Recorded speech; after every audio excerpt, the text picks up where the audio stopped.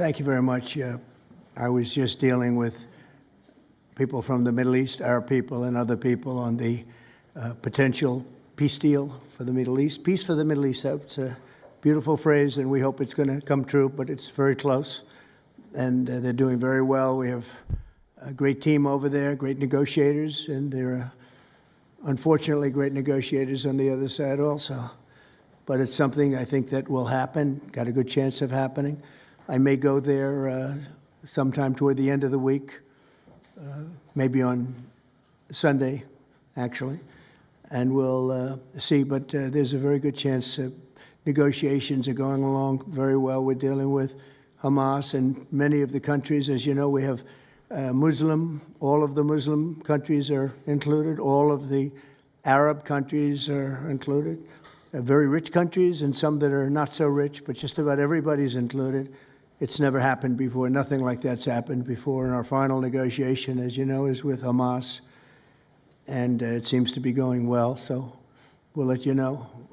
If that's the case, we'll be leaving probably on Sunday, maybe Saturday, maybe a little later than Saturday evening, but that seems to be our schedule.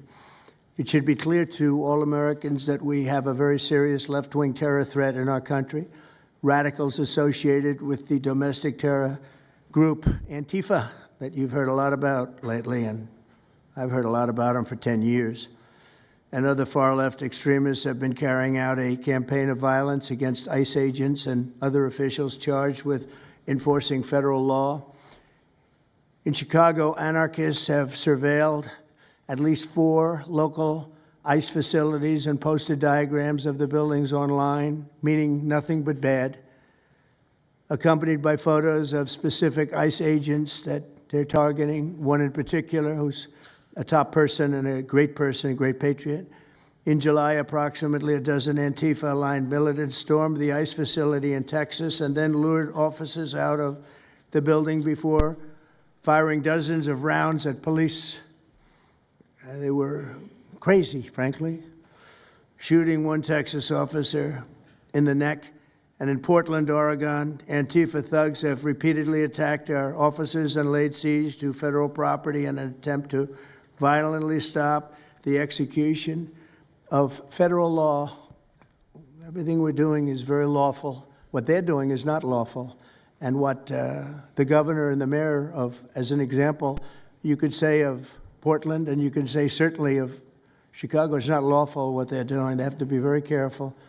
In addition, 2 weeks ago, a radical left terrorist in Dallas conducted a sniper attack on a local ICE facility, killing 2 people and leaving behind a note that read, "Hopefully this will give ICE agents some real terror." That's bad.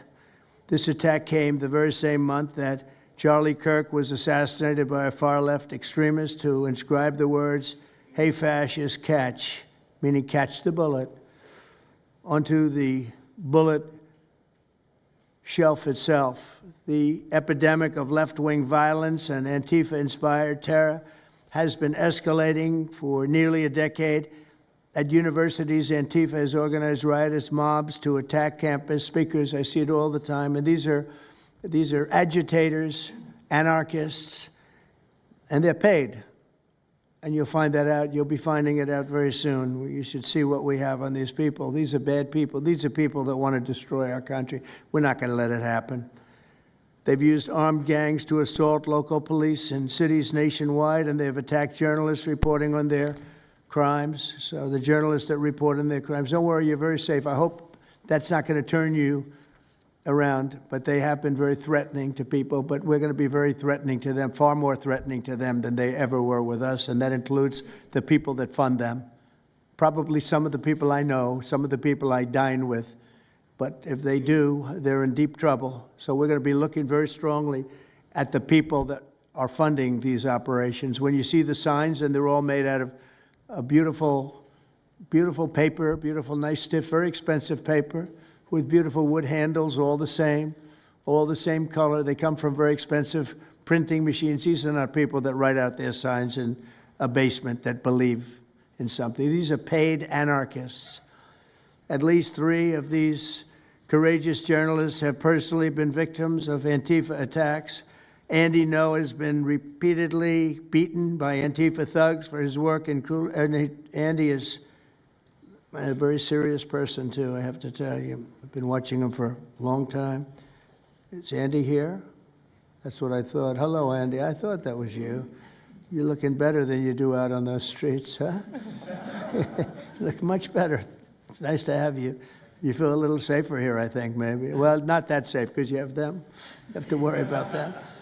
But thank you very much. Andy Ngo has been repeatedly beaten by Antifa, and including one assault that left him with a brain hemorrhage. Only days ago, Nick Sortor was assaulted in Portland by a flag-burning mob, and we've made it 1 year penalty for inciting riots. We took the freedom of speech away because that's been through the courts, and the court said you have freedom of speech. But what has happened is when they burn a flag, it agitates and irritates crowds. They've never seen anything like it on both sides, and you end up with riots. So we're going on that basis. We're looking at it from not from the freedom of speech, which I always felt strongly about, but never passed the courts.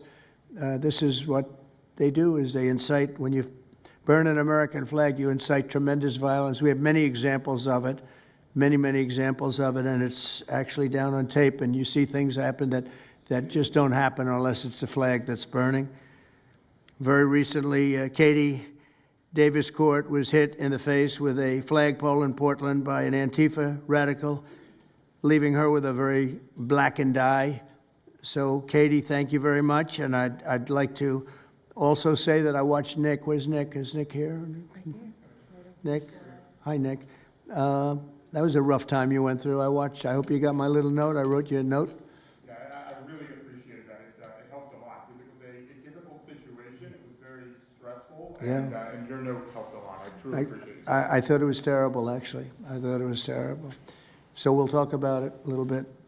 Under the last administration, the Department of Justice targeted faithful Catholics, Christians, and patriotic parents as domestic extremists. They said, oh, they're extreme because they believe in God. They're extreme because they go to Catholic church, or evangelicals, where everybody was under the gun. Unless you were a really bad, sick person, then they left you alone. Under the Trump administration, we're going after Antifa criminals, and all who fund and support their campaigns are in serious trouble. And we have a lot of records already, a lot of surprises, a lot of bad surprises. It's people that you would never think. I want to thank Attorney General Pam Bondi, who, by the way, yesterday was incredible in Congress. It was amazing, and she just did it from the heart and the brain, because she's very smart, in all fairness. But she did it from the heart, and she did it an incredible. Everybody was talking about it. She exposed some of these fake senators, these terrible senators, people like Blumenthal that had a phony war record. For 20 years, he talked about it, what a hero he was, and it turned out he never went to Vietnam. For 20 years, he talked about being a hero in Vietnam. Then it was exposed when he said what platoon he was with, and it was exposed that somebody was watching from that particular platoon. They said he was never with us. And then he went out and he cried, and he was ready to drop out of the election. And disgraceful. And then he looks at people like Pam and he starts criticizing her, and she's a patriot. They ought to do something with that. You know, we have a young congressman that's right now in jail for lying about where he went to college and other things. It was, you know, frankly not good. It was pretty bad. But it was nothing compared to Blumenthal. I mean, what Blumenthal did, he was for 20 years a hero, a great war hero. And then he sits back and, you know, sanctimonious kind of a guy, looks down, how dare you do this to the American public, you know? What a fake. But I thought Pam was incredible yesterday, as well as Secretary Kristi Noem, who's really out there courageously, and I appreciate it, Kristi, amazing what you're doing. FBI Director Kash Patel, who's really coming up with some great information, Kash. It's great. Keep it coming, because there's plenty of it. Deputy Attorney General, one of the best lawyers you'll ever find, Todd Blanche, who I know personally is a good lawyer because I'm here. Thank you very much, Todd. Good job, Todd. Let me ask Attorney General Bondi to say a few words, and then we'll follow it up with Secretary Noem and Director Patel. And we're going to have some of the people around the table, very courageous people, and they're going to be talking journalists, almost all, and they're going to be talking, and we'll take some questions from the press at the end. Okay, Pam, please. Thank you, President Trump. And as you made clear, Antifa is a domestic left-wing terrorist organization. We've seen them on video for years because they wanted to be seen and they got away with it. They beat journalists, they attack courthouses, they attack police stations, they dox and assault our law enforcement officers. The Biden administration let them commit these crimes with total impunity for years. So did Democrat leaders like Pritzker and Mayor Brandon Johnson. Last week, independent journalist Nick Sorter was arrested just for protecting himself against Antifa. I saw it online and I called Nick. I couldn't believe what happened. He did all this just trying to save our American flag from being burned. He was pushed down and assaulted, yet the local police arrested Nick, not the Antifa thugs who did this to him. Antifa feels empowered to operate in the open because weak Democrats have turned a blind eye to their actions. Their hatred for President Trump and for law and order agendas fuels their violence. We've seen more than 1,000% increase in attacks against our ICE agents since January 20th. Secretary Noem is out there fighting for you firsthand to keep our federal officers safe, to keep our federal buildings safe, and we're not going to have it anymore, these thugs. We saw what's happening in Portland and Chicago, and you saw what happened in Dallas. No longer. This is not activism, it's anarchy. We can't and we will not let masked terrorists burn our buildings, attack our law enforcement, and intimidate our communities. Under your leadership, President Trump, we're deploying the full might of the federal law enforcement to crack down on Antifa and other domestic terrorist organizations led by Stephen Miller. And Stephen, thank you for everything you're doing. Last week, I issued a memo ordering our federal law enforcement agents, DEA, FBI, U.S. Marshals, and ATF to protect ICE officers from Antifa and other radical left-wing violence. Director Patel has been going nonstop. He and Deputy Attorney General Blanche were in Chicago yesterday, while Secretary Noem was in Portland. We are around this country fighting against this domestic terrorism. We had Apple and Google take down the ICE block apps. Hope they continue to comply with that. It's threatening the safety of our federal law enforcement officers.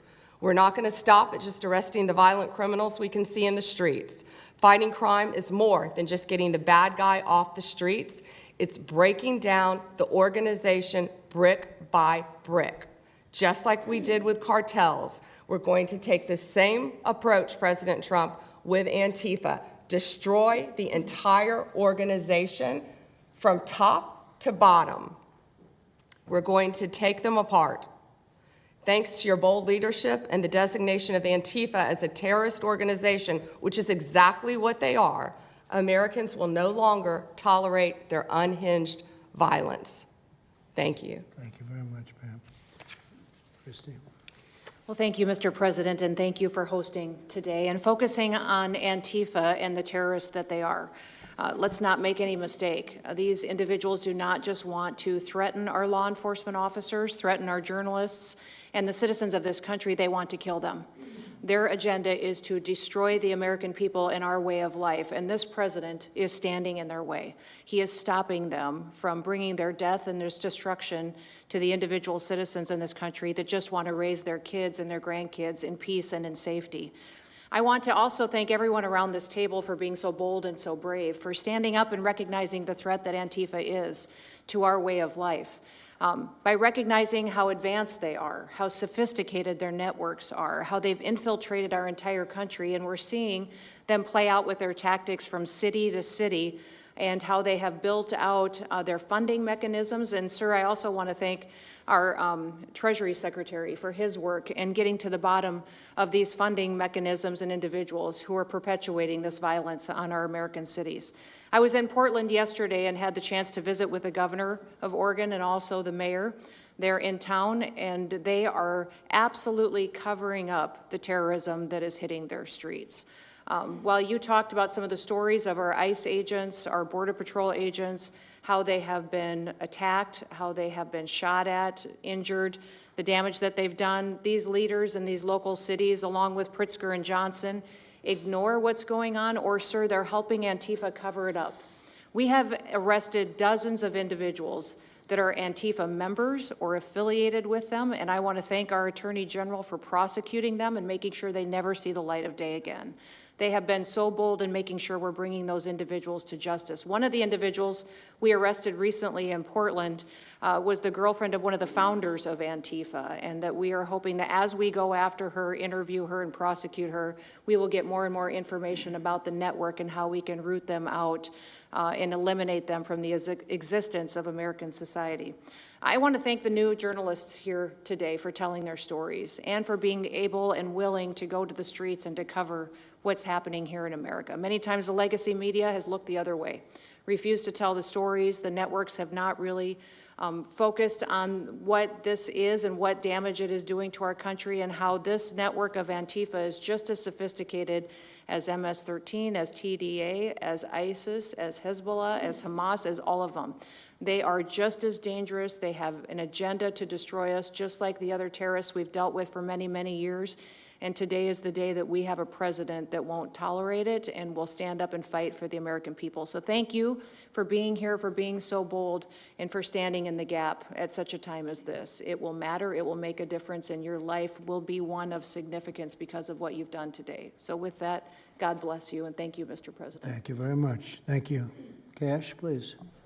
Thank you, Mr. President. Mr. President, the American people gave you a sweeping mandate in your victory in this election cycle, and they demanded safety and security for our citizens. And your administration, with your leadership, has provided us with the resources that we need, which is a whole-of-government approach to go after criminals absolutely everywhere, not just outside of this country, but within this country. And that takes a whole-of-government approach. The interagency seated up here with the Department of Homeland Security, our Attorney General, our Deputy Attorney General, and your White House staffers, and including Stephen Miller's leadership, has allowed us to go out there and map out these networks. What we are doing at the FBI is simple. It does not require rocket science. We are following the money. Money never lies. And that's what it's going to take to bring down this network of organized criminal thugs, gangbangers, and yes, domestic terrorists, because that's what they are. They are harming everyday citizens in every single one of our communities. And the folks you see here on the right and left, they're some of the bravest men and women we have today. They're reporting the stories live time because the mainstream media won't cover it. They're putting their lives on the line. They're standing up for the flag. The least we can do is stand up for them. So you have my thanks. I read more of your stories than I do theirs because you guys are putting out the truth. And we deserve a country where you are protected as equally as they are. We, in this FBI, will go after with the criminals with a vengeance. We will not rest until we find every single seed, money, donor, organization, and funding mechanism that we have. And I want to echo the Secretary's comments on Scott Bessent, who's allowing us to map out these networks through their financial criminal activities, which has been going on for decades. And I would like to remind the American public, they built this diseased temple of corruption over decades. And in 8 short months, Mr. President, you have crippled their foundation because of your leadership here, because of the interagency, because of people like Deputy Attorney General Blanche, and because of Attorney General Pam Bondi's fearless leadership to go after criminals wherever they are.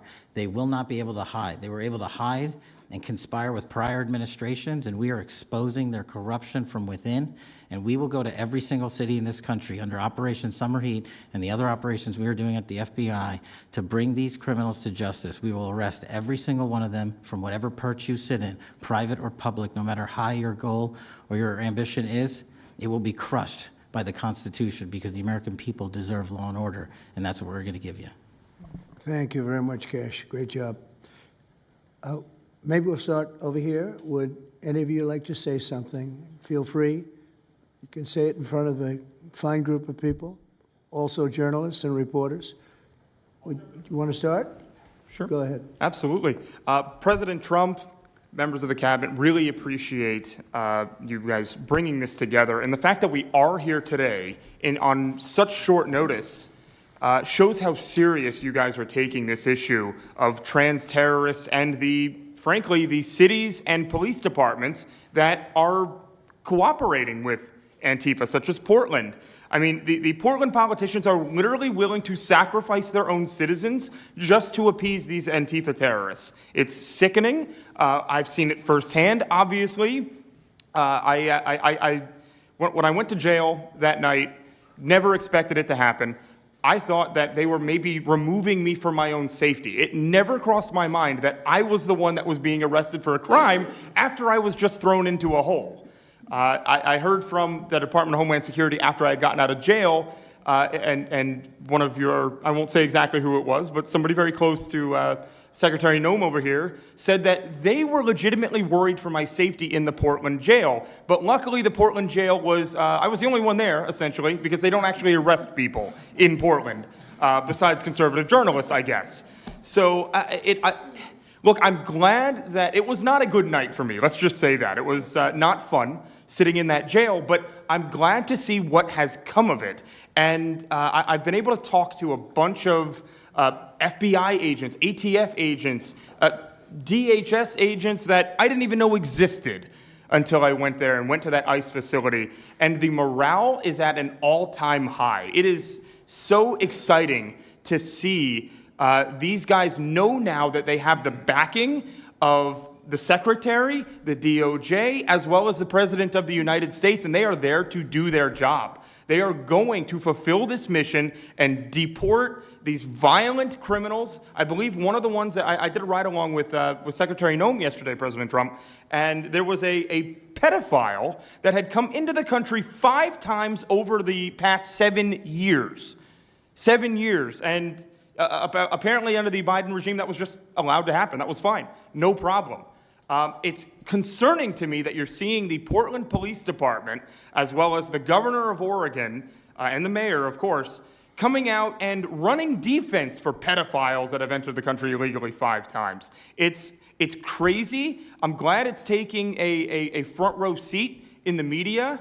And, they're being forced to talk about it in reality because, we're the ones that were on the ground. We're the ones that are actually reporting what's going on. Much of the legacy media has been either ignoring it or covering for Antifa for years now. So thank you guys so much for taking this seriously. And President Trump, you mentioned that flag. So remember, you put out a truth right after That's right. I saw that. took this flag from that man that was burning it in the street. I saw it. Do you know who he is? Oh yeah, I know exactly who it is. So why don't you give it to Pam? Give it to the Attorney General, and let's start prosecutions. Yeah. I actually have a second flag that he tried to burn as well. So I have 2 of them from the same guy. Well, you also saw what happened when that flag started burning. Everyone went crazy. That's right. And that's when it started, when they started burning the flag. So thank you. If you could give the information, it would be great. Absolutely. And at least that horrible night made you famous. You got He was something already out of it. I got a text from the President of the United States, so I appreciate that. And President Trump, after that happened to Nick, I called Harmeet Dillon, and we opened a pattern and practice investigation into the Portland police, very publicly, as to how they let this happen. Thank you, sir. Mr. President, Brandy Cruz, you're going to hear us be very fired up today, and you can tell, and it's because some of us have been covering Antifa for 15 years and have never had anyone in a position of authority even acknowledge their existence. And I'll also tell you that I think that had you not done, the single most powerful thing you've done to deal with this scourge has been acknowledging that Antifa is a real thing. I genuinely believe there would be people at these tables who would be dead today and would have been killed in Portland had you not called them a terror organization and said, we're going to bring the full weight of the federal government to bear. I talked to Katie Daviscourt in Portland the other day. She'd been assaulted all summer. And she said the same thing. They didn't seem quick to violence as soon as you made that designation. So they're thinking in their heads, they're worried. There's been 24 or so arrested in Portland. They don't want to go to federal prison. There's this video of them, one of them who was in the face of an ICE agent, and then he's in custody shaking. Once you take the mask off, they're nothing. Right. And I was told by probably a dozen people not to tell you this. I'm going to tell it to you anyway, because it's relevant to what we're talking about. I'm living proof that you can recover from TDS. I had strong Trump derangement syndrome for probably 8 years. This is one of the reasons I recovered from it. And by the way, it's much better to not have TDS. I'm happier, I'm healthier. more successful. I even think I got a little more attractive after I got rid of my Trump derangement syndrome. Yes. You know, I'm a reporter in Seattle, and frankly, I could not care any less what any of you have to say about this meeting. Could not care any less. We're not here for you. I'm not here to convince any of you that Antifa is a real thing, because if you have not come to that conclusion by now, you are never going to come to that conclusion because you don't want to see it. And you're going to go and you're going to say it's a bunch of right-wing conservative influencers who are here spinning a tale. I was one of you.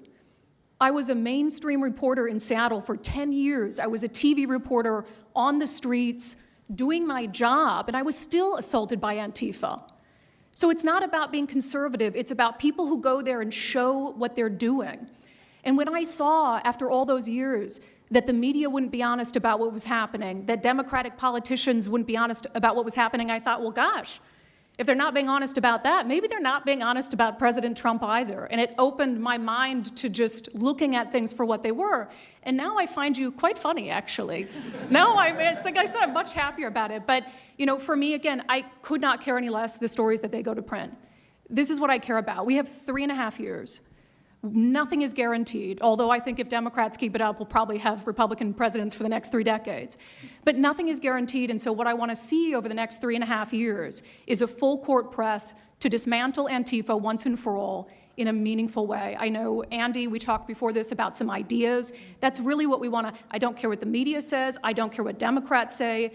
They will never wake up to this fact. So we want the federal government to take as many of these cases as possible, look at the interstate travel between Portland and Seattle when it comes to these people who are committing violent acts, and hopefully in 3.5 years, they will be a shell of their former selves. Very close to that, and it's Antifa and many others, Yes. unfortunately. There are many others, bad ones. Most have been named terrorist organizations. There are a couple that we're going to. But I think we've got it pretty well covered. But there are many others. But very specifically today, it's Antifa, and it's really bad. And we're going to get it cleaned up. Andy, do you have something? Thank you very much. I'm glad you no longer have TDS. I feel very good about that. Thank you. Thank you, Mr. President and members of the Cabinet. I have a lot of gratitude and a little bit about my background. I'm born in Portland, Oregon, from there. And growing up, it's always been left-wing, very progressive. And I liked it. It had cafes and artists and those who lived a bohemian lifestyle. And in 2016, I was a graduate student at Portland State studying political science. I was an editor at the student paper there, a very progressive paper. And I was assigned to cover the election night demonstrations. Well, the elections night protests turned to riots, 3 days of violent rioting in Portland. And it was the first time that I saw groups dressed in black with their faces covered. This was 4 years before COVID. Some of them were waving the black flag of anarchism, some the red flag of Marxism. And within seconds, they would ravage one street to another, to another, to another. And the next day, I would read the legacy media, which I still read at that time and looked forward to, and I looked up to those journalists. And I was really shocked to see that the narrative was that these, in my view, anti-democratic political violence was legitimate acts of protest because people were concerned about racism or all these other lies. And so for the next 4 years, I just continued going out with my video camera. I thought, look, people can ignore what I write because of spin, but videos can quite speak for themselves.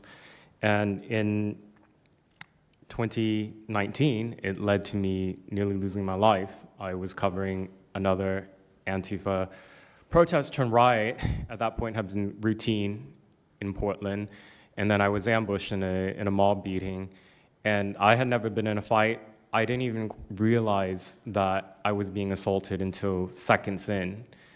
And the punches came from everywhere on my head and my face, and I was bleeding out of my eyes and ears, and then they threw all the drinks in my eyes to humiliate me further and to laugh at me.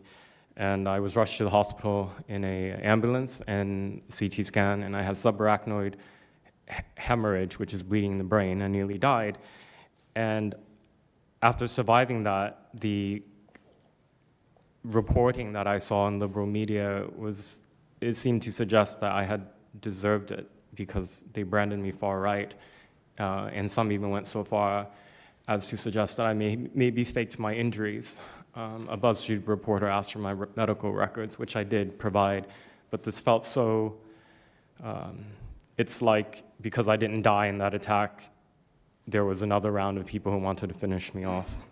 But I continued, and then 2020, Portland was really the epicenter of the longest political violence. Those months of riots, I was on the ground, undercover, and there was an assassination there. There was a supporter of Donald Trump named Aaron Danielson who was shot dead by a self-described Antifa member who then fled out of state and died in a shootout with US Marshals. In 2021, I returned undercover, naively thinking that enough time had passed, and was chased through the streets of downtown and beaten, nearly choked out. The person who was trying to choke me out held me so tightly that I had the blood, the vessels in my eyes burst. So one of the symptoms were my eyes were completely red after that, and I was hospitalized. So thank you so much for acknowledging Antifa and for directing your administration to treat them as domestic terrorists. It's going to be really challenging because how they organize is that they are decentralized, autonomous, and they operate on deception. And we're still to this day told that they don't exist, that it's a figment of our imagination. I think the DOJ could look at federal conspiracy charges. The state of California and San Diego County last year broke up an Antifa cell in San Diego. And I think maybe perhaps the State Department should designate Antifa, its international arm, as a foreign terrorist organization, FTO. So thank you so much for this invitation, Mr. President. Thank you very much, Andy. Great. That's a rough time you had, huh? So the chokeout was almost the end, you felt? Yeah, that was my only near-death experience in my life, and I'm quite shaken when I think about it now. It really feels unbelievable to me that on the streets of America that this type of violence against citizens could become so routine and accepted and cheered on by people. Although, you know, in the immediate aftermath of Mr. Kirk's assassination, we saw again that type of depravity play out on quite large swaths of the left. So there's a deep sickness that's in this country right now, and it pains me a lot to acknowledge it. Yeah, the amazing thing is you look at Portland, and you see fires all over the place. You see fights and, I mean, just violence. It's just so crazy. And then you talk to the governor, and she acts like everything is totally normal. There's nothing wrong. It's almost like, are you waking up from a dream or something?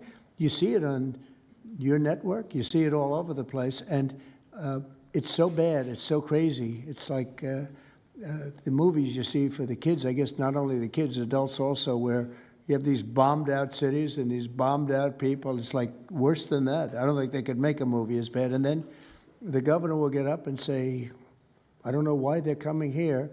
It's such a wonderful place. And the amazing thing is the people want us to be there. The people, when they get the real people that live there, many of them have left, but the real people want us to be. The same thing in Chicago. So they've had 60, 70 murders over a short period of time. Murders, people that got shot.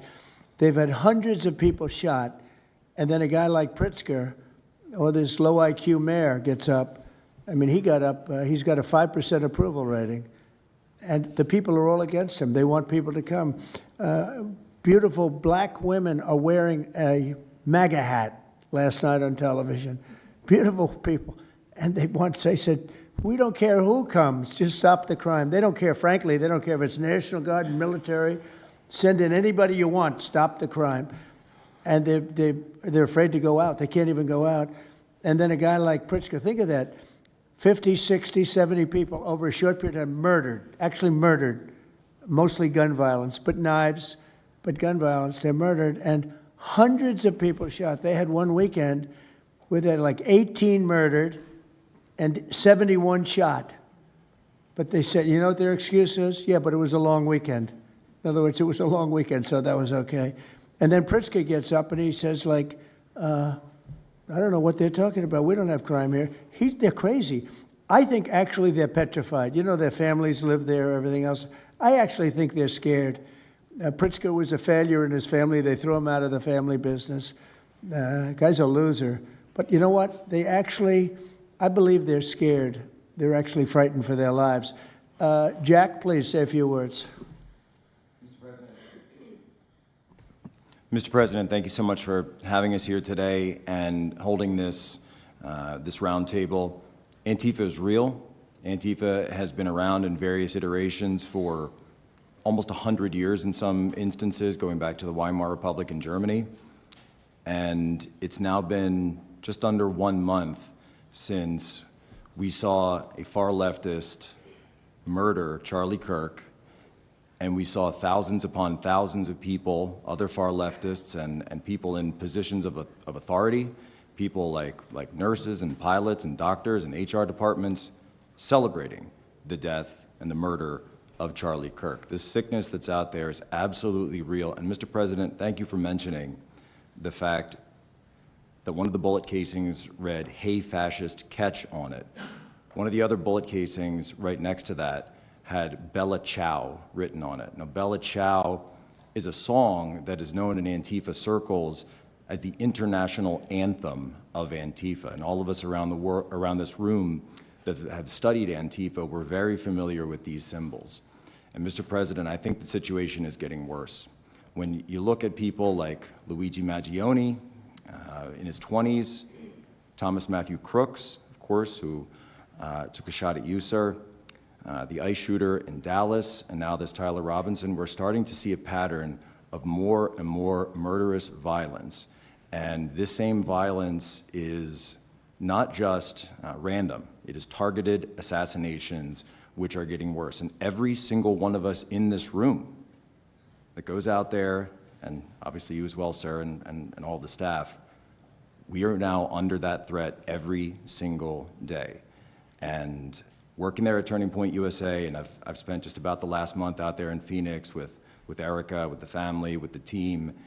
And I will tell you this, Mr. President, even though going through something like that, which is an absolute nightmare, and people say, you know, what was it like to speak in front of all those people? It was horrible. Every second of it was horrible. But we're not going to quit. And Turning Point USA is continuing the tour that Charlie was on. We had 6,000 people when we went back to Utah. We had 5,000 people last night in Montana, if you can believe that. We are continuing to organize on campus. We are getting more and more people coming out in the face of this threat, knowing what happened to Charlie. But Mr. President, we need to do something about this, because I fear that the next one who could be killed could be sitting at this table right now. And we're not going to stop, but they need to stop, and they will not stop until they are stopped. Thank you. Thank you, Jack. I appreciate it very much. One thing I have to say is that Washington, D.C. was almost as bad.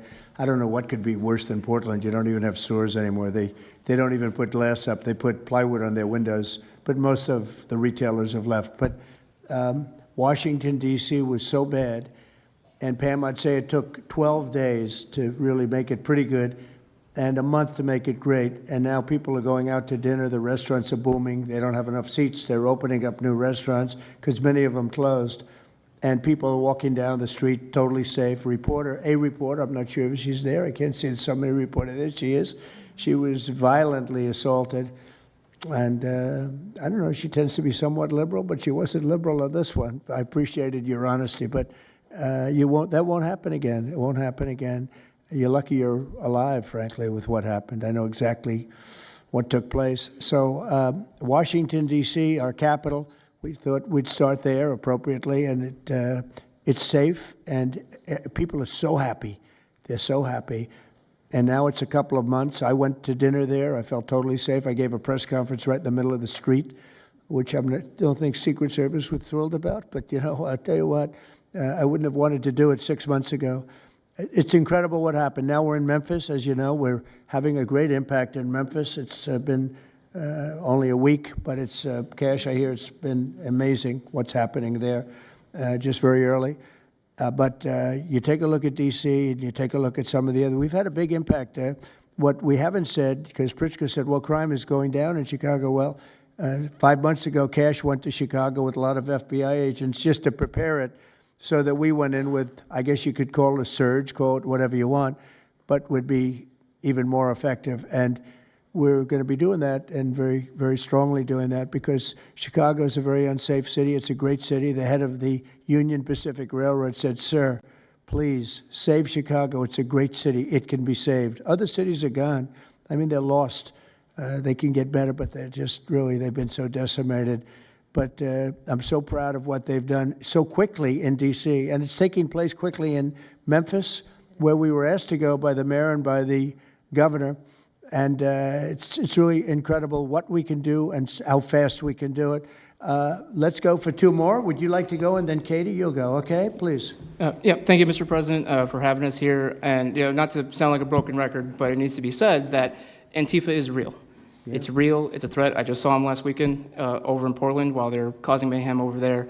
And the reason why there's such a big problem is because we have Democrats and a lot of people in the mainstream media refusing to acknowledge that they even exist, right? So how can we as a country begin to address it if we have large swaths of, these people who are supposedly decision makers and people who are supposed to inform, they don't want to say that it exists.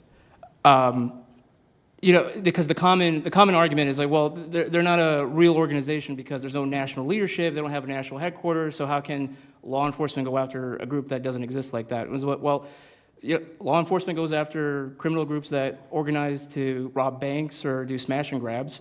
They don't have a registered LLC. They don't have official membership cards. They don't have, a business address. But law enforcement still goes after them because they're working as a group. These people don't just show up, randomly at the same time to do the same thing, dressed in a very similar fashion, espousing the same ideology. And they say, well, it's an ideology. It's like, well, yes, it's an ideology because there's people alive, present, that believe in it, and they're acting on it. And so I've been very well aware of what Antifa's been doing. I was very busy during the riots in 2020. That was probably my most exposure to them prior to this year. I've been at the ICE facility at Broadview. I'm originally from the Chicagoland area, unfortunately, but that's where I grew up around. Like I said, I was in Portland. I was covering the riots in Los Angeles as well. And probably one of the most disturbing parts about that is, in addition to Antifa being present, they were tagging the streets with CJNG, which is Cartel Jalisco Nueva Generación, which is a cartel. So you have these people who are working basically in concert with other terrorist groups to say that we're here, we're present, and we're gonna attack federal agents and people who are going to expose what we do. And so, to be clear, political violence, sustained political violence that we're seeing in this country is not a both sides issue. I was at Charlie Kirk's memorial in Glendale recently. Conservative gathering, totally peaceful. It was the most peaceful gathering that I've been at. Every other time that I've been covering violence in the streets, just this year, just this year, it's always been from left-wing people. Radical left-wing people. And it's not even just Antifa anymore. The shooting that happened in, the defensive shooting that happened in the Chicago area, that wasn't someone dressed in black bloc. That was just somebody that had taken upon themselves to go out and try to interfere and ram federal vehicles. So people are becoming more and more radicalized, and it was to be expected, unfortunately. And the reason why we're in this position today is because after I was done covering the riots, I was at the border, from the San Diego sector all the way down to the Rio Grande Valley sector, covering the border crisis month after month. And we all knew the solution to that. We all knew why it was happening. It's because, well, it's racist to have a border. It's like, well, actually, it's not, but okay. And so it required you to come back into office and to fix the problem, but it's no longer just a border issue. It's a nationwide issue, and that's one of the reasons why you got elected back into office, because thankfully the American people said we're not going to deal with it anymore. But unfortunately, there's a lot of people, as we've seen, who are willing to take to the streets to do violence. And that's a scary thing, because typically when I was in 2020, I was covering Minneapolis, Los Angeles, Portland, Seattle. I was over in Chaz, and that was to be expected. But now, because the issue of immigration, illegal immigration, is so widespread, riots can happen anywhere. Attacks can happen anywhere. So that's why it was weird kind of going back to my home state to cover this violence. I mean, just after the Dallas shooting, they were chanting outside Broadview, shoot ICE, shoot those, efforts, shoot those efforts. So I'll just leave that. Thank you so much again for having this. this is very dangerous. You know, we don't work for companies that have billions of dollars. You know, we're running and gunning often on our own. We became friends. A lot of us are friends because we would see each other all the time, and we became friends because we wanted to have someone watch our back while we're out there. Because like I said, we're just out there. And but we'll continue to do it because it's an important topic. It's an important issue. The American people deserve to know what's happening in these chaotic situations, and you know, we're more than happy to do it. So thank you, sir. Great job. Thank you very much. Katie, please. Hi, Mr. President. It is an honor being here today, and I first wanted to start by thanking you guys for designating Antifa a terrorist group. It's exactly what this group is. It's a long time coming. I'm an investigative journalist from Seattle. I work for the Post Millennial alongside Andy No and Jack Posobiec. I have been infiltrating Antifa cells in Seattle and Portland for the past decade. I know their inner workings, and Antifa uses extreme political violence to crush the civil rights of their political enemies and believes that violence is justified by any means necessary. But today, I want to focus on what is happening in Portland at the ICE facility. I've been covering this for the past 4 months, and this is a call out to corporate media who has completely ignored this story or has falsely reported on it. This is nothing short other than a sustained attack on the United States, which is being supported by Democratic elected officials. The Portland Police Bureau has completely abandoned several blocks outside the ICE facility, giving away their jurisdiction to a terrorist group who has spent the past 4 months harassing, assaulting, and intimidating anyone they perceive to be against their cause. Not only have federal agents been relentlessly assaulted for more than 100 consecutive days, black-clad anarchist militants concealing their identities behind black facial coverings have been assaulting reporters just for trying to cover their crimes. Today, I am sitting here with a black eye and a concussion after being violently hit in the face with a metal pole while reporting outside the ICE facility just this past week. After the attack, I immediately went to three Portland police officers who refused to detain the suspect. I took the time to chase down the suspect in the streets, had her held for 35 minutes. I was waiting for Portland police to come, and they never came. Then that's what opened to my eyes to what this group is actually doing. I watched 20 Antifa militants help my assault suspect escape into an Antifa safe house that is 1 block away from the ICE facility. And this safe house is where Antifa-affiliated protesters are conducting paramilitary operations. It's where they're arresting, they're showering, they're eating to continue this occupation. I have staked out this safe house and have observed shift changes. This group is highly organized. It is being funded through mutual aid groups, and they have no plans of stopping. Residents living across the ICE facility have been held hostage by Antifa. They're begging for federal intervention. The city refuses to help, and they want you, President Trump, to come in and restore law and order. I want to stress the importance of taking this situation seriously because when I first started reporting on this occupation, I went undercover in Black Bloc. I talked to these Antifa militants. I lasted for about a month. They believe that ICE agents are the Nazi Gestapo who need to be killed. They told me that directly, and I think that if this situation is not taken as seriously as it is, it's just a matter of time before someone gets killed. And thank you for having me. Thank you, Katie. That's pretty incredible. The only question nobody can answer is why. Why are they doing this? They're like insurrectionists. They're terrible people. But you really wonder why. Why are they doing it? What are they gaining other than they're obviously paid? They're paid a lot of money. Go ahead, please. Mr. President, if I can answer that question, the reason why they're doing it is because the same media that's sitting in this room with us has declared all of us at this table Nazis and fascists, and they've been doing this for years. This is why Antifa feels emboldened to attack us. Now, almost every single person at this table has been threatened with a steel bat.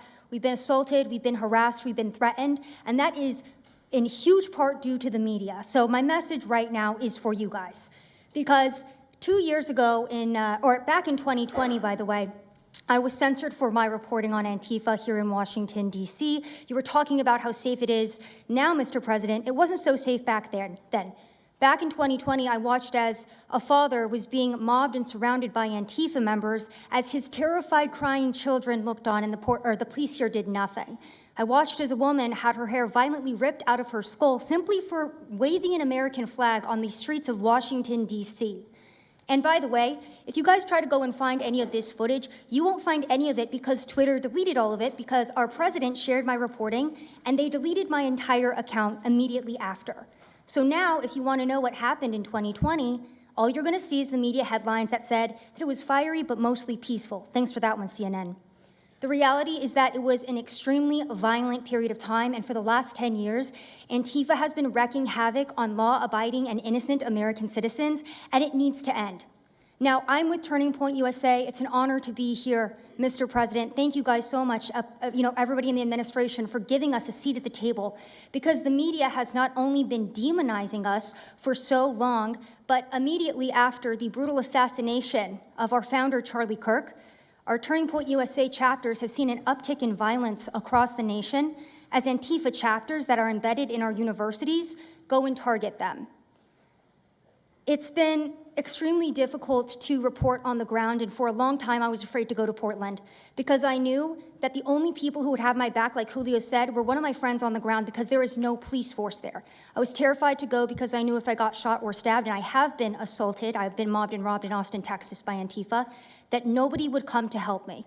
So my plea to the entire administration, especially to the DOJ, is every single radical left-winger who is in front of the ICE facility in Chicago, in New York, in Portland, please make sure that you use the full force of the law to come after each and every single one of them, because it is us being soft on left-wing violence that has fomented all of the terror that we have seen in this country, and it is the left wing getting away time and time again with assaulting law-abiding American citizens that has led us to this place. So truly, to the Americans that I speak to on the ground, they feel completely abandoned by their state and local government. So please step in. You have Americans begging for the National Guard, and to the media over here, please report on the truth.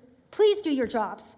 I'm an American citizen. Everybody at this table simply views ourselves as American citizens who have an iPhone and the will to actually tell the truth. So please take your job seriously and tell the truth to the American people. And thank you for letting me be here on behalf of Charlie to continue his legacy of cleaning up the country. Thank you, Mr. President. Thank you very much. Appreciate it.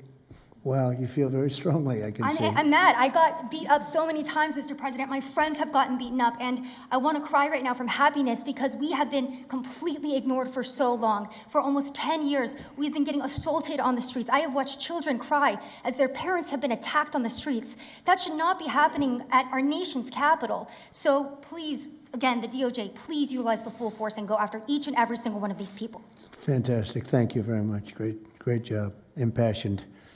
That's important because you should feel like that. Please, go ahead. Mr. President, thank you for having us here and bringing together this panel of brave journalists, everybody on this side of the room.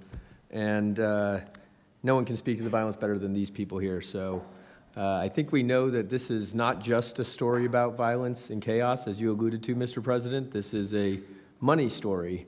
And at the Government Accountability Institute, my colleague and I, Peter Schweitzer and our team, we follow the money, and we followed it to the top of what we call the protest industrial complex, Riot Inc. And we found a network of NGOs. It's not just the Soros network, the Open Society network, it's other funding networks, the Arabella funding network, the Tides funding network, Neville Roy Singham and his network, Foreign Cash. And it's also big left-wing funders. Some of them are not citizens of this country. Mr. Hans-Jörg Wyss of Switzerland. They're pouring money into this entire ecosystem. And so I want to share 3 money facts with you about what we call Riot Inc. Number one, like any corporation, Riot Inc. has many divisions. It doesn't just have the Antifa boots on the ground division. It has PR divisions. It has marketing divisions. It has a very well-funded legal division to get these boots on the ground back on the streets as quickly as possible. But it does have those investors that I mentioned. Number 2, we have identified dozens of radical organizations, not just the decentralized Antifa organizations, but dozens of radical organizations that have received more than $100 million from the Riot Inc. investors. These would be the lawyer groups. These would be the groups that advocate for calling good, honest Americans fascists, et cetera. And then 3, I think the most shocking thing is that we have found that more than $100 million in U.S. taxpayer funding has flowed into these funding networks, including at least $4 million to these very groups themselves, not just Antifa types, but there was an event in Atlanta called Stop Cop City. Over 60 rioters were charged with domestic terrorism. These groups received money for that from both the billionaire class as well as taxpayer money. So one other thing, this money helps fund the decentralized crowdfunding platforms. These are ways that Antifa, the John Brown Gun Club of Elm Fork, which had links to that attack on the ICE facility, the Socialist Rifle Association, and just because they don't have LLCs or EIN numbers doesn't mean they can't get paid. Some of these funding platforms, crowdfunding platforms, are funded by this network that we call rioting. So again, I want to thank you for your leadership, for the whole cabinet's leadership on this. We're going to keep following the money and appreciate everything you're doing, sir. Do you know the name of any of the funders? Do you know the names? Because if you do, I'd like you to give them to Cash or Pam. Absolutely. Or Christy. Yeah, we'll do that. As soon as you can. That's all of you. Because you probably know the names after a certain period of time. You tend to find out. But these are people that do not have good intention for the country, and that's treasonous probably. So if you could, very important, if you could do that, it would be great. Nobody would know better than you. You'll figure it out. Thank you. Please, go ahead. Yeah, my name's Nick Shirley. I'm 23 years old. I'm a 100% independent YouTube journalist. And over the past year or so, I've been able to go to 15 countries. I've hung out with people in the gangs of Brazil, in the favelas, in the prisons of Secot. But yet the most dangerous places I have been here in the United States, unfortunately. And I've had the opportunity to show people about the protest Antifa here in the United States, and there's nothing organic about what they are doing here in the United States. I've watched people be bussed in from states. I've watched the same lady at a protest in Atlanta be bused to the protest in DC and then in New York City. There's nothing that is honest about what they are doing. And they have signs. I've seen the same signs here in DC and in London as well. It's a big organization and corporation that they're running. And people may wonder, like, what's the threat to us as Americans if we go? Well, you'll be labeled as a fascist, you'll be labeled as a Nazi, and they'll wish death upon you because they wish death upon me. And just last week in Portland, Oregon, I watched a lady get trapped in her car, surrounded by Antifa, and her sister messaged me after seeing the video. She said, the only reason I think my sister was safe is because you were there recording. I also was chased out by a member of Antifa who said he would smoke me, and next thing he knew, a DHS sniper had lasers on his chest. If he was not there, who knows what would have happened that day. These people are very dangerous, and people wonder how they're able to do it. The reason is because these cities are not enforcing the law. And why should these people be worried if the law is not being enforced? And we are not far right, nor are we far wrong. We're just right. And the truth about what's happening here in America with these groups is very dangerous, and I thank you, Mr. President, and your administration as well for acknowledging that. Thank you very much. It's too bad you have to go through it. I know, it's a little crazy, much. right, Mr. President? Well, you're going to get to the bottom of it, so it's a very important thing you're doing. Thank you very much. Please, Cam. Yeah, I've just got something very short. I'm attacked every time I do my job. When I leave my house to go to work, I am violently assaulted. I've had guns pulled on me. I've been bear sprayed. I've been beaten down. I've been almost killed. So my question for all of you is, how would you feel if every time you showed up to work, masked militants tried to kill you? Because that's how we feel. That's our lived reality. And you guys go and tell us that we're liars, the riots aren't that bad, right? I've never seen any of you guys on the ground. In fact, I've never seen anybody representing the companies you work for on the ground. You guys come to us for interviews that never get published. Stop saying we're lying. We're not. We risk our lives every day to do the job that you guys are too afraid to do. What network would you say is the worst, if I could ask? Oh, man, yeah, that's a real tight spot. Honestly, it's a simple question.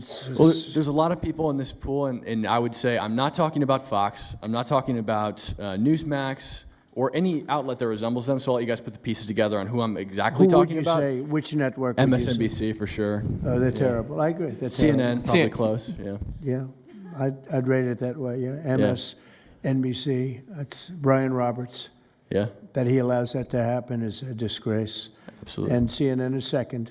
Yeah. I would say CNN is not quite as bad as MS. MSNBC is not What really a about news others? site anymore. Oh, MSNBC is sick. Yeah. They're sick. Well, sir, it's who also else? just the stories that they publish about what's the ICE enforcement operations that are so heavily slanted that it's no longer, as I was saying, no longer just Antifa, but Americans that are becoming radicalized. So they've been very irresponsible with how they've been reporting Who on is it. that? MSNBC, for example, they're Would you rate them the worst? probably. Who ran would a you story. rate second? Well, they ran a story about an operation in Southern California about how a father of 3 Marines was arrested, and they made it seem like they just did it because he's brown.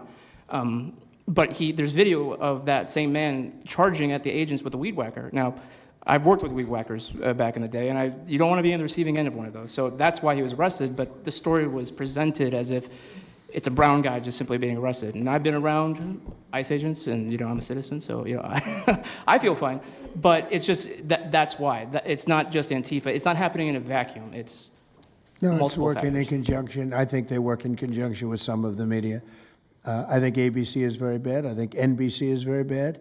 And CBS has a new owner, so we have hope for CBS. CBS has a great new owner, in my opinion. But I will tell you, ABC is terrible. NBC is terrible. NBC's MSNBC too. They changed it. They moved it over legally so they couldn't be tainted by the words MSNBC, but they are absolutely terrible. There are a lot of them. What about independents? Independent networks. They're a little bit better, but I would say that we're an example of how you don't need to be part of a super large company to be able to do just basic journalism. All you got to do is sit and record, and you'll let the story play out. And that's why they hate us. That's why Antifa targets us. Well, I watched a level of dishonesty that's incredible, where answers are changed. Like just before the election, an answer was changed by Kamala. She gave a horrible, death-defying, election-defying answer, and they took the answer out and they replaced it with another answer that she gave 5 minutes later, having to do with a different subject, but at least it wasn't election-defying. No, the level of dishonesty with the media is incredible, whether it's on Antifa or many of the other groups. You're talking about Antifa, and I know that's close to your heart because that's the one that's most affecting you, but there are others that are as bad or almost as bad as Antifa, having to do with different people, different sections of the world, but it's terrible. We're not going to let it go on in this country. We're not going to let it go on. And a big problem is not all of them, but some of the networks out there. And you do wonder why. You really do. Okay, please. Go ahead, yeah. Mr. President, thank you again. Thank you. My name is Jonathan Cho. I am an investigative reporter for Frontlines Turning Point USA. I'm also a senior fellow at Discovery Institute in Seattle. And I cover far-left extremism as well as the homeless drug crisis in America. And I find it oftentimes those worlds intersect. And hot off the presses, what I wanted to bring to your attention today is a report from a Capital Research Center here in D.C. in conjunction with Discovery Institute.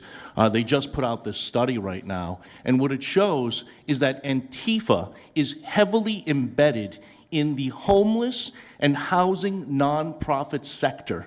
In many cases, the homeless industrial complex is running cover for Antifa. Antifa is benefiting from American tax dollars, and they're essentially being used as the muscle. Let me give you an example. There's a group called Stop the Sweeps in many U.S. cities right now. They get in front of encampment sweeps.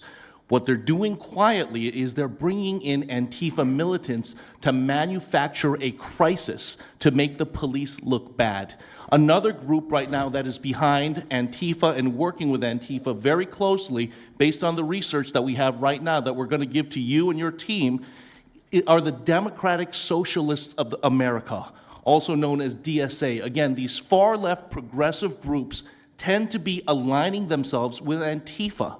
So finally, in closing, what I wanted to thank you again, Mr. President, is that a few months ago, earlier this year, you put out an executive order on homelessness and the drug addiction crisis in America, and that's sent the entire homeless industrial complex on the run. You have absolutely moved the needle and changed the game. But what's also come out, again, is that there is a connection, a deeply embedded connection with the homeless housing nonprofit game in America connected to Antifa and the far-left activists. And finally, I just wanted to say that all of our resources at Turning Point USA and Discovery Institute are at your disposal, and we will continue, again, to carry on the legacy of Charlie Kirk. He would have wanted us to pursue and chase the story. Well, he was a good friend of mine, as you know, and he helped us get elected. Us, it really is us.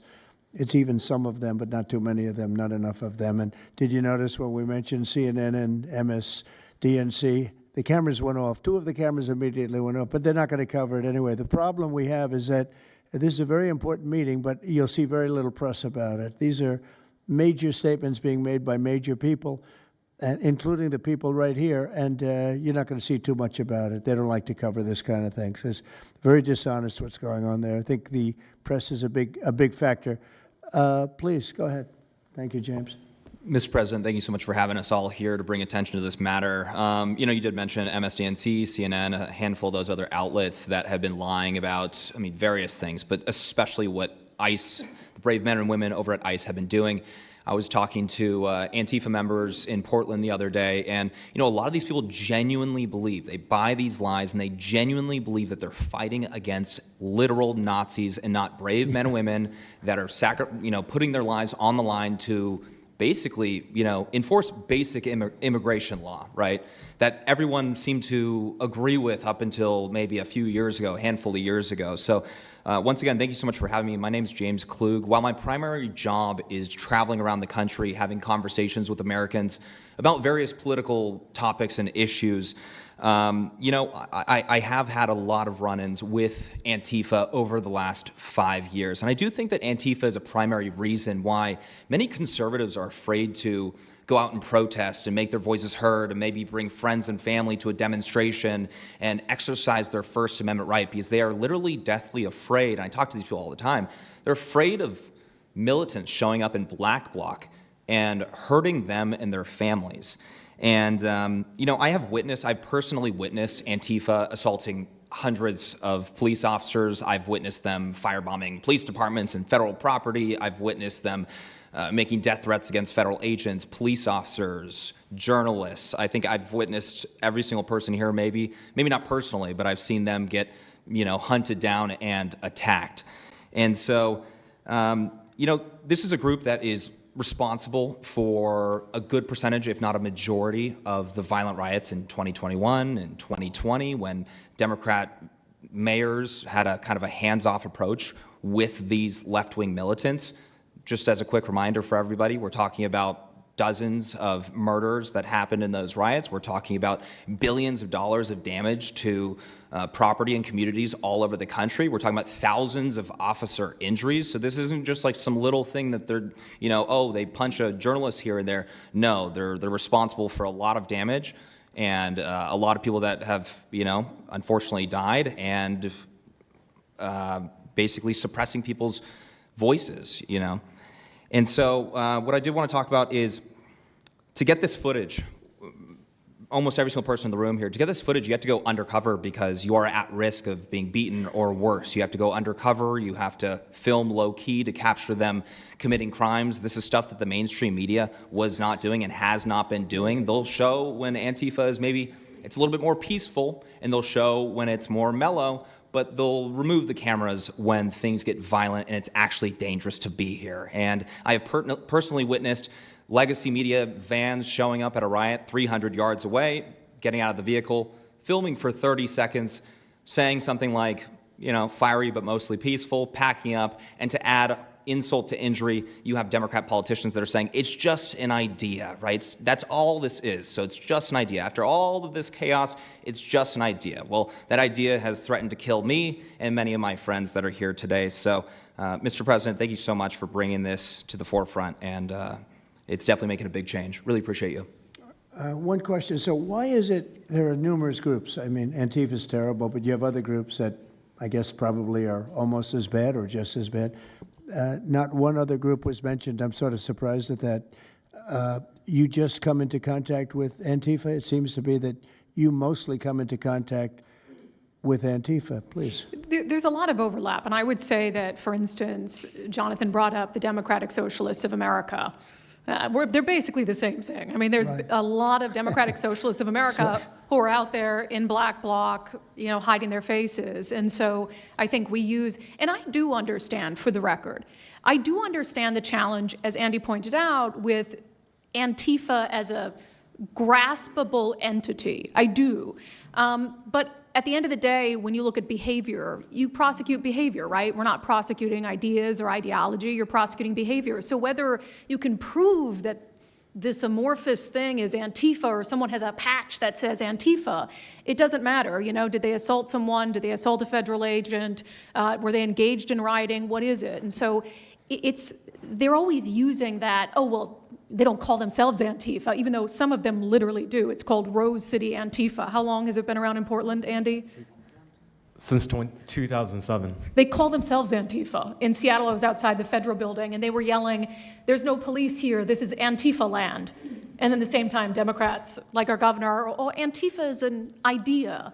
But yeah, I think Antifa can overlap with a lot of other entities and organizations. Okay, very good. Thank you.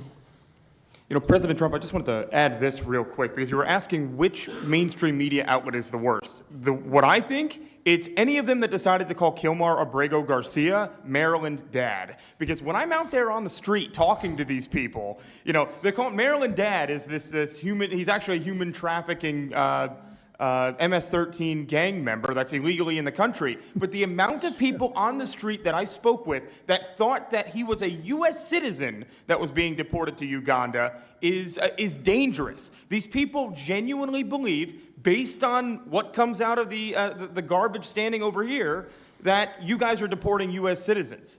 So that's what's causing all these problems. So when you have a governor like Pritzker in Chicago, where you have Illinois, which is in a lot of trouble, Chicago's there, potentially a great city again. It's not great now, but it could be great again. That's why we have to get there soon, because eventually you can't do that.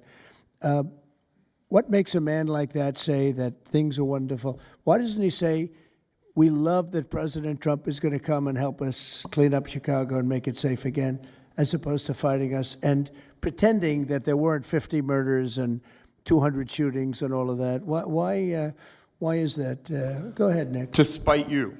To spite the administration. That's simply what it's about at this point. Because, if you go and talk to some of these citizens, like I'll use Portland as an example again, because I've been there for so long now. You talk to the neighbors that live in the apartments next door to the ICE facility. There are veterans with PTSD that live there, and they're here all night long, screaming, fireworks being lit off by these rioters, children crying because they, can't sleep at night and they're scared of all the noise outside, and they can't leave. They can't. They got a lease. You can't just leave. These people aren't wealthy individuals, and that's one of the major problems here. And these people are afraid to come out and speak out. And they're getting no help from their government at all. They've been begging for the noise ordinance to be enforced outside of their apartment complex for months now, and the city of Portland has ignored them every single time. The victims are, as I said, they're afraid, but the governments aren't doing anything because they want to spite the administration. It's all political. And the politicians make you feel like you're foolish, like there's something wrong. Like, how could President Trump be saying that about Chicago? And yet the night before you see that, 11 people were shot, 5 people died, and you have him talking about like it's a wonderful situation. They make you feel guilty. And a lot of people don't get over that. They just don't get over it. I think they convince the people. Do wealthy people leave too or not? Places like Portland, are the wealthy people leaving? People that can leave, are they leaving? I think that they're moving to the areas that have been gentrified. I mean, the Oregon governor, when she was saying, we don't need Trump here, she's walking around. It's a very tight shot, if you notice that. And she said, Portland's just fine. Look at me. And they'll focus on the couple areas of Portland that are very nice. Well, she was saying that, and there were explosions in the background. Yeah. I mean, there was a reason they cropped it in. Explosions in the background. Sir, anybody have anything else to say over here?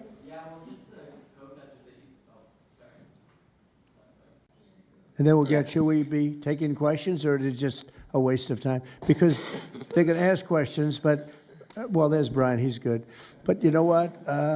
In a way, it's a waste of time, because If you give a great answer, they don't put it on. If you give a horrendous answer, or even if you give a great answer, they make it sound like it's not a great answer.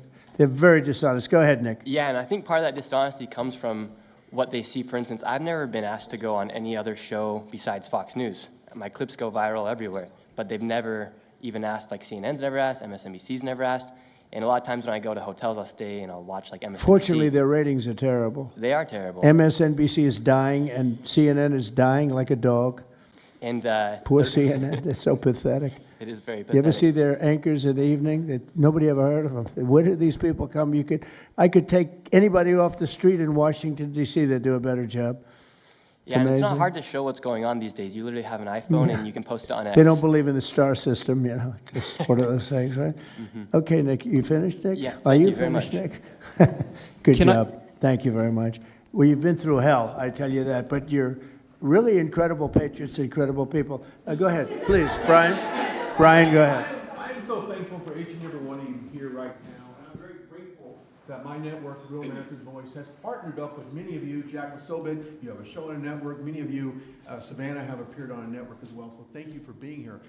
My question is this: in terms of following the money, I would just notify that the city of Austin is cleared to vote tomorrow to basically waive a $120,000 fee so that a No Kings, basically an anti-Trump rally, can occur in their city. They're bypassing the fees, rolling it to the taxpayers.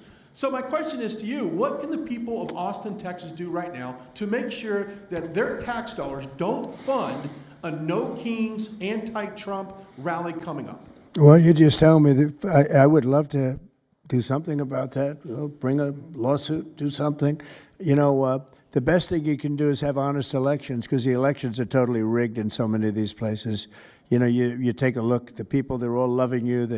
They can't breathe. They love so much, every one of them. You don't see one negative. Then all of a sudden you lose the election by 20 points. The elections are so rigged, and we proved that in 2020 more than any other time.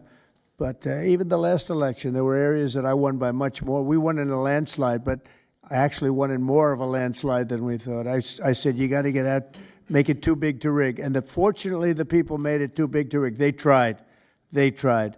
But the biggest thing you can do is have honest elections. You know, if you don't have, and you need great media. You need borders. You need borders. Wait. You need borders. You need honest media. You need honest elections, and you have a great country, and you need all three of them. Yeah, go ahead. To a lot of these radical groups that you talked about inside here. So thank you for removing. I would like you to make a big deal, though, if they're waiving a fee, but I guarantee they wouldn't waive it if it was it's not Trump. If it were a conservative rally, they wouldn't be waiving it. So maybe you can look into that, Pam. Todd? That sounds like one for Todd, Pam. Go ahead, Todd. Good luck. Thank you. Prove that Antifa actually. Who are you with? Who are you? I am with What network? I'm with Al Arabiya. It's an Arabic network based in Riyadh in Saudi Arabia. But I am the foreign pooler today. Mr. President, you said that you might go to the Middle East on Sunday. Do you mean Egypt and Israel? And would you consider going to Gaza to see what things I would, on the ground? yeah, I would. I might do that. I may do that. We haven't decided exactly. I'll be going to Egypt most likely. That's where everybody is gathered right now, and we appreciate that very much. But I'll be making the rounds, as the expression goes. I probably will. Go ahead. Mr. President. Go ahead. Just to clarify, you said you might go to Gaza. You're saying that's Who the you first with? topic. I'm representing the TV pool, but I'm with NBC, sir. That's too bad. Go ahead. Well, just to clarify, you said you might go to Gaza, and then the second question I had earlier today, you said the mayor of Chicago and the governor of Illinois should be jailed. Have you asked the Justice Department to look at possible charges? No, I've seen the law, and when you have a group of people where the police call off the safety for ICE officials, I've understood that, and I've read it today in numerous journals, that's illegal. What they did is I guess it was ICE, Christie, right? They were under threat, and the police were helping beautifully, and it was fine. And then all of a sudden, a woman was on the line saying, "Everybody, move back, get out." and they were given an order by the second person in the police department, and the governor knew about it, the mayor knew about it. I understand that's a criminal offense. Do you want to comment on that, Christy? Yes, sir, we're seeing that kind of pattern happen with local law enforcement and state law enforcement, not just in Illinois, but also out in Oregon, too. In fact, in Portland, I was there yesterday, but some of the ICE officers were telling me that as they drove by the rioters that were saying, kill ICE agents, Molotov cocktails, melt ICE, that the Portland police were cheering them on and had their fists in the air cheering on the rioters that were threatening their lives. So in Chicago, we had a 10-car caravan trail our ICE officials and pin them down. And those ICE officials, to get out of their vehicles, a woman tried to ram them and run them over, and shots were fired to get them to safety. So it's happening on a regular basis, and any elected official that allows this to happen and gives cover to those kind of individuals who are perpetuating murder should absolutely be prosecuted, in my opinion. Mr. President, Daniel. And by the way, we have Marco Rubio. Marco, come on up here, please. He's going to bring a little stability to this group. Come on up. Does everybody know Marco Rubio? Is there anybody that doesn't? Some of the reporters don't. That's why they shouldn't be reporters. Which job is he here for today, Come sir? on up here, Marco. Anything we should know about the Middle East? That's what we're hoping to talk to you about here, Mr. President. He's doing a good job. He was born for this job, I can tell you. Daniel, please. Thank you very much. I have two questions for you, if that's okay. Seamus talked a little bit about the money aspect of this. Do you believe if you go after where the money is coming from with Antifa, in regards to Antifa, do you believe that would be similar to cutting the head off the snake, so to speak? And I have a question It on would this. help. I don't know that it would be totally complete, but it would certainly, you'd knock out 75%, 80%, 85%. These people, a lot of them don't believe it. You know, when I watch them, I say, I can almost tell a pro they're like professionals. That's all they do. And they get paid by somebody. I think it would knock out a lot of it. Yeah, not all of it maybe, but a lot of it. And then a follow-up to that is a lot of the people who we've listened to over the last hour, they've emphasized that Antifa, it's not necessarily this big organized thing. It's a bit ambiguous. It's deorganized. I think that's one of the words that Andy used. What is the challenges of going after a group that makes it intentionally difficult to go after and find? That could be for you, the Attorney General, anyone up there. Well, they're smart people, and they deceive. A lot of them are crooked people. A lot of them have been staying out of trouble their whole lives, and they've been bad from the day they were born, frankly. But these are sick people. Pam, go ahead, please. Well, they're smart, but they're not smart enough. Oh, my microphone's broken. They're smart, but they're not smart enough. They have been covered by these liberal cities for so many years. And that's why we're all working with Treasury, with all these different departments, to find the criminal conspiracy. Okay. I'm just giving. I was just given a note by the Secretary of State saying that we're very close to a deal in the Middle East, and they're going to need me pretty quickly. So I will take a couple of more questions. Please. Thank you, sir. I also have two questions for you, if I may. Have you given any more thought to possibly suspending habeas corpus to not only deal with these insurrectionists across the nation, but also to continue rapidly deporting illegal aliens? Yeah, it's suspending who? Habeas corpus, sir. Oh, I don't know. I'd rather leave that to Christy. What do you think? No, sir, I haven't been a part of any discussions on that. All right, go ahead. In the ceasefire This is negotiations. CNN speaking, by the way. So, Are you you know, this is personally one of the worst reporters that you'll ever see. I don't even want to take a question. It's a waste of time. Go ahead. How will you decide which workers get back pay and which workers do not? Well, we're going to see. Most of them are going to get back pay, and we're going to try and make sure of that. But some of them are being hurt very badly by the Democrats, and they therefore won't qualify. Go ahead, please. What will the administration do to foreign Antifa organizers and funders who are located overseas? Go ahead. In the yellow, please. So the Nobel Peace Prize will be announced on Friday. You've been nominated by many world leaders. By many, many countries. That's by many right. countries as well as the hostage families. Do you think you will win? I have no idea. I mean, look, I did settle. Marco would tell you we settled 7 wars. We're close to settling an 8th. And I think we'll end up settling the Russia situation, which is horrible. 7,000 people died last week, by the way, in Russia, between Russia and Ukraine. I think we'll settle that. So I don't think anybody in history has settled that many, but perhaps they'll find a reason not to give it to me, you know? Perhaps they will. President, are you personally participating in the ceasefire negotiations? Thank you. Going to the shutdown quickly, what is your position on the extension of health care subsidies, which is what Democrats are asking for? All I want to do is very simple. I want to get the country open, and then we're going to discuss that. And we'd like to, Obamacare is a horrible mess, and it has been from the beginning.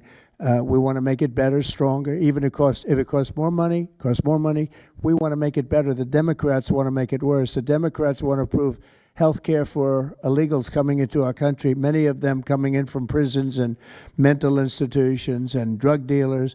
They want to give them health care. We don't want that for our people because that's going to destroy the health care that we already have. We'd like to make Obamacare better for people, less expensive and better health care. Yes, ma'am. Mr. President. I'm wondering if you've been briefed on the organization and funding of Antifa, and if so, what have you learned? I have been, and they have pretty good knowledge, but they're going to have a very good knowledge. And I really ask these very brave patriots that we're surrounded with today to let us know, because I think you probably have some pretty good ideas. And even if you're not sure, let us know and we'll figure it out, okay? If you could do that.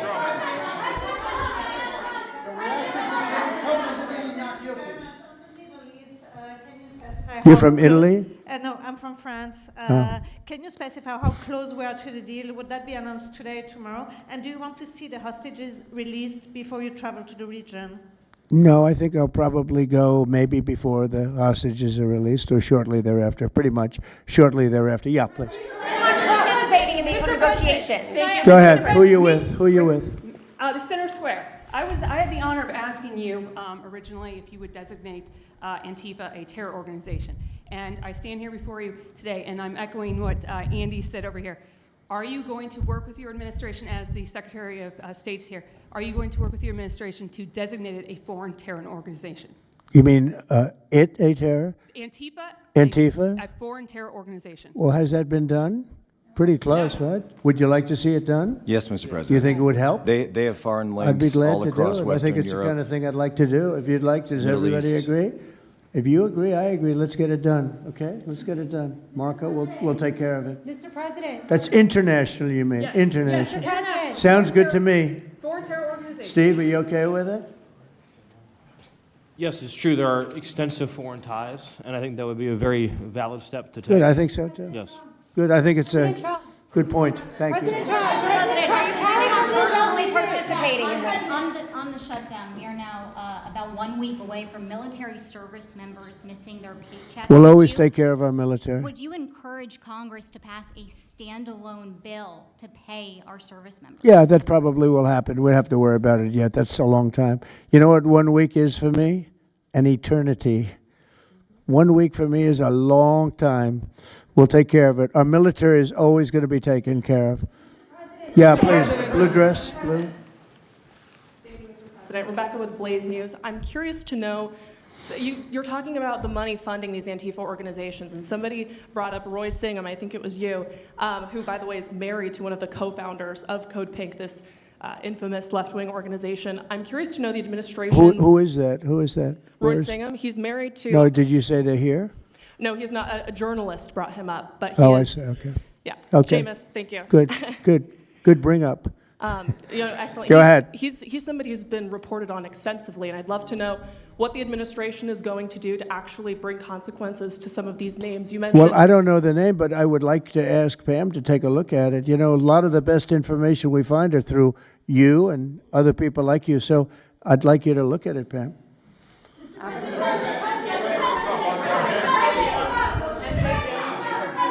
In the back, please. Compelling proof that Antifa did infiltrate on January 6th, dressed up like Trump supporters and incited violence. Is that something that you would want the new J6 committee at Congress to look into? Well, I've heard that. They dress up like, they're fresh out of MAGA, but they have nothing to do with MAGA. and they make trouble and they try and blame it. And yeah, we know some of that, and we will be acting on some of that. We've seen it. We've seen it. So I think you could stay a little longer, but you know, the problem is, although you have some very honest journalists in here, you also have some largely dishonest journalists like MSDNC and CNN. I think they're very dishonest, unbelievably. It's like a waste of time even talking to them. But I have to go now to try and solve some problems in the Middle East, although I'm very well represented by our Secretary of State. He could probably do an even better job than me. But who knows? We don't want to take any chances. So we're going to go and do that. If you'd like, Pam, would you like to stay for another 5 minutes, 10 minutes while we have all these great people? And I'll let Pam and Christy take over and get some good points out. I just want to thank the people around the table in particular. You've been amazing. You've been brave. You're real patriots. You're real patriots. And at some point, we're going to have to look into, at least in certain cases, rewarding you with some very important medals and honors, okay, as we have done and will be doing with Charlie Kirk. You know, Charlie is getting the Presidential Medal of Freedom, which is our highest award outside of the Congressional Medal of Honor. And I think they're sort of even. One's civilian and one's military. But unfortunately, the civilian sometimes is military also because of what we have to go through on the streets of this country. I can only tell you this. We have a great nation. We have a nation that's right now the hottest in the entire world. We're the hottest nation in the world, despite all of the things we've been saying today. But that's going to make your job easier because nobody's doing better than we are financially. We've never done better. We've had, I think, 58 stock market increases since I've been top, meaning record increases. We have never seen anything like it, and we're going to keep it going. That makes it a little bit easier for what we're doing. I guess maybe it also makes some people crazy because they don't want to see us do well. But we're the hottest nation anywhere in the world, and we were a dead nation 1 year ago. I say it all the time. We were a dead nation. Now we're the hottest nation in the world, and that's said to by every leader. One of the reasons that we have every country already signed up or just about to sign, every country in the world on this whole mess we have going over with Hamas in the Middle East and all of the things you see, is they respect our nation. A year ago, you wouldn't have been able to get it. You certainly couldn't have gotten it with Biden. You didn't know where the hell he was. But a year ago, you wouldn't have been able to have a situation like this. So I just want to thank the people around this table, and certainly the officials around the table, because they've been incredible. They've been brave. And I watched yesterday, Pam, and I watched a little bit. I thought it was so good. I rounded up, and I watched it late in the evening because I thought you were fantastic yesterday. You really, look, you had some wonderful senators, some great politicians asking you very fair questions, and you had some real slime balls. But I thought you were amazing, so thank you very much. And Christy, thanks for the great job. Cash, thanks for the great job. Always my man back down there. He's the silent type, but he's a hell of a lawyer. Thank you all. We're going to get peace in the Middle East. That's what we want to do. Thank you very much, everybody.